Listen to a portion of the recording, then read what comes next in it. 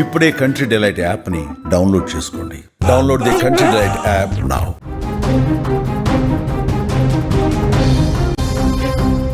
మరికొన్ని గంటల్లో big fight మొదలు కాబోతుంది.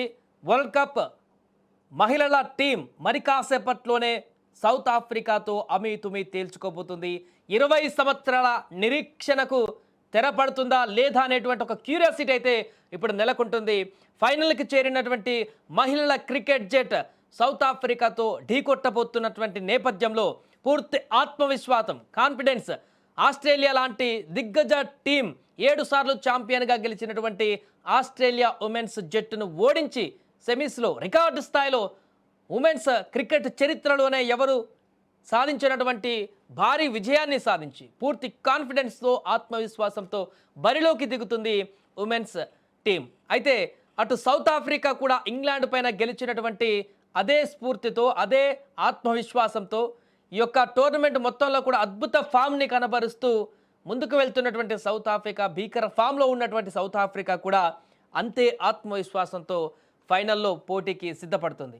ఇక్కడ టీమిండియాకు అడ్వాంటేజ్ సొంత పిచ్, సొంత దేశంలో జరుగుతుంది టోర్నమెంట్. ప్రేక్షకుల యొక్క, క్రికెట్ అభిమానుల యొక్క ఆదరణ కూడా ఇక్కడ అడ్వాంటేజ్గా చెప్పొచ్చు. ఇక సౌత్ ఆఫ్రికా టీంకి వచ్చేసరికి పూర్తిగా వారి ఆటగాళ్లకు ఉన్నటువంటి ఫామ్ అత్యంత కీలకంగా కాబోతుంది. పూర్తి స్థాయిలో ఈ యొక్క 2 జట్లకు ఉన్నటువంటి బలాబలాలేంటి, ఏ జట్టుకు ఎలాంటి బలాలు ఉన్నాయి, దానికి సంబంధించిన పూర్తి వివరాలు కూడా ఒకసారి మనం చూసేటువంటి ప్రయత్నం చేద్దాం. ఎందుకంటే సౌత్ ఆఫ్రికా బలం వారి యొక్క 2 ప్రధాన ఆటగాళ్లపైనే ఆధారపడి ఉంటుంది. దాంట్లో ప్రధానమైనటువంటి ప్లేయర్ లారా ఓల్వార్డ్స్, మరిజానే కాప్, వీళ్ళిద్దరు. ఓపెనర్గా వచ్చేటువంటి ఓల్వార్డ్ అనేక మ్యాచ్లను ఒంటి చేత్తో గెలిపించినటువంటి రికార్డు ఉంది. ఈ వరల్డ్ కప్లో కూడా అద్భుత ఫామ్ని కనబరుస్తుంది ఓల్వార్డ్స్. ఇక ఈ యొక్క ఫామ్ని బ్రేక్ చేయాల్సిన అవసరం ఉంది మనం కప్ గెలవాలంటే. ఈ టోర్నీలో పరుగుల వరద పారిస్తుంది ఓల్వార్డ్. ఆమె గ్రీజులో నిలబడితే సౌత్ ఆఫ్రికాను ఆపడం చాలా కష్టం. ఆమెను భారత బౌలర్లు ఆపాలి. అలాగే మరిజానే కాప్ను కూడా అడ్డుకోవాలి. కాప్ బంతి, బ్యాట్ రెండింటితోనూ ప్రమాదకారిగా మారుతుంది. స్మృతి మందాన పైన ఆమె బౌలింగ్ ప్రభావం చూపేటువంటి అవకాశం ఉంది. అదే సమయంలో చివర్లో ఆమె బ్యాటింగ్కు దిగకుండా టీమిండియా మిడిల్ ఆర్డర్ను త్వరగా పెవిలియన్ చేర్చాలి. సౌత్ ఆఫ్రికా మిడిల్ ఆర్డర్ పెద్దగా అనుభవం లేనిది. అందుకే వారి టాప్ 3ని త్వరగా అవుట్ చేస్తే మిగిలిన వారిపైన ఒత్తిడి పెంచడం ఈజీ అవుతుంది.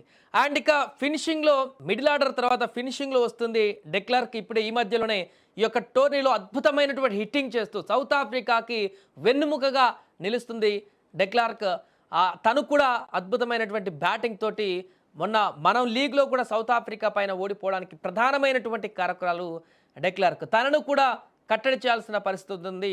మంచి హిట్ బ్యాటింగ్ చేస్తూ సిక్సర్లతో స్కోర్ పరుగులు పెట్టించేటువంటి బాధ్యతను ఎండింగ్లో డెక్లార్క్ తీసుకుంటుంది. కాబట్టి తనను కూడా కట్టడి చేయాల్సిన పరిస్థితి భారత బౌలర్లకు ఉంది. ఇక ఇండియా బ్యాటింగ్ విషయానికి వస్తే ఆస్ట్రేలియా పైన స్మృతి మందాన, షఫాలి వర్మ మంచి ఆరంభం ఇవ్వలేకపోయారు. కానీ ఫైనల్లో ఈ భారీ స్కోరింగ్ పిచ్ పైన పవర్ ప్లేలో వికెట్ కోల్పోకుండా 50 నుంచి 60 పరుగులు ఈజీగా సాధించగలిగితే అప్పుడే మిడిల్ ఆర్డర్ పైన ఒత్తిడి తగ్గి ఫ్రీగా ఆడేటువంటి అవకాశం ఉంటుంది. స్మృతి మందాన గ్రీజులో ఎక్కువ సమయం ఉంటే భారత్కు గెలుపు అవకాశాలు ఎక్కువగా ఉంటాయి. స్కోర్ సాధించడానికి ఎక్కువగా ఈజీగా అవుతుంది. జమీమా తన ఫామ్ను కొనసాగించాల్సి ఉంటుంది. అలాగే తన నుంచి మరో భారీ ఇన్నింగ్స్ను అంతా ఆశిస్తున్నారు. ఒకవైపు హర్మన్ప్రీత్ దూకుడుగా ఆడినా లేదా స్మృతి త్వరగా అవుట్ అయినా జమీమా గ్రీజ్లో పాతుకుపోయి చివరి వరకు ఉండి మ్యాచ్ను ముగించేటువంటి బాధ్యత కూడా తీసుకోవాల్సి ఉంటుంది. ఈ రకమైనటువంటి పరిస్థితులు చేస్తే టీంకి మరింత బెనిఫిట్స్ ఉండేటువంటి అవకాశం ఉంది. ఇక హర్మన్ప్రీత్ తన అనుభవాన్ని జోడించి బ్యాట్ జులిపిస్తే భారత్కు తిరుగుండదు. కెప్టెన్ హర్మన్ప్రీత్ కౌర్ క్రీజులోకి వచ్చిన తర్వాత తన సహజమైనటువంటి దూకుడును అదుపులో పెట్టుకోవాలి. తొందరపడకుండా జమీమా రోడ్రిగస్తో కలిసి 25 ఓవర్ల వరకు కూడా క్రీజులో ఉండి ఆ తర్వాత స్కోర్ వేగాన్ని పెంచగలిగితే భారత్కు కలిసి వస్తుంది ఒకవేళ మొదట బ్యాటింగ్ చేసినట్లయితే. ఇక బౌలింగ్లో రేణుకా సింగ్ ఠాకూర్ కొత్త బంతితో వికెట్లు తీయాలి. పిచ్ నుంచి పెద్దగా సహాయం లేకపోయినా పవర్ ప్లేలోనే ప్రత్యర్థులపైన ఒత్తిడి పెంచాలి. కేవలం డాట్ బాల్స్ వేయడం కాదు, పవర్ ప్లేలో కనీసం 2 వికెట్లు తీయగలిగితే గేమ్ మన వైపు తిరుగుతుంది. తన స్వింగ్తో మొదటి 6 ఓవర్లలోనే ఓల్వార్డ్స్ వికెట్ తీయాలి. ఇక 0లోనో లేదంటే సింగిల్ డిజిట్స్లోనో ఆమెను అవుట్ చేయగలిగితే సౌత్ ఆఫ్రికా పైన మొదటి విజయం సాధించినట్లు అవుతుంది ఈ మ్యాచ్లో. ఇక ముఖ్యంగా ఫైనల్స్లో ఒత్తిడిలో జరిగేటువంటి చిన్న పొరపాట్లు భారీ మూల్యాన్ని చెల్లించుకోవాల్సి వస్తుంది. ఎక్స్ట్రాలు కంట్రోల్ చేయాలి. సెమీఫైనల్లో భారీ చేంజింగ్కు కారణమైనటువంటి వైడ్స్, నో బాల్స్ ఈరోజు ఖచ్చితంగా తగ్గించాలి. ముఖ్యంగా ఫీల్డింగ్ మొదటి నుంచి టీమిండియాకి ఏదైనా డిసడ్వాంటేజ్ ఉంది అంటే మహిళల జట్టులో ఫీల్డింగ్ మాత్రమే. చాలా క్యాచ్లు డ్రాప్ చేస్తున్నారు, సింగిల్స్ డబుల్స్గా మార్చేస్తున్నారు. ఫైనల్లో కనుక గెలవాలి అంటే ఖచ్చితంగా ఇలాంటి మిస్టేక్స్ అసలు చేయకూడదు. టీమిండియా ఫీల్డింగ్లో మెరుపులు మెరిపిస్తే అదే సౌత్ ఆఫ్రికా పైన అదనపు ఒత్తిడికి కారణమవుతుంది. తద్వారా పూర్తిగా మ్యాచ్నంతా కూడా తమ వైపు తిప్పుకోవడానికి కారణమవుతుంది.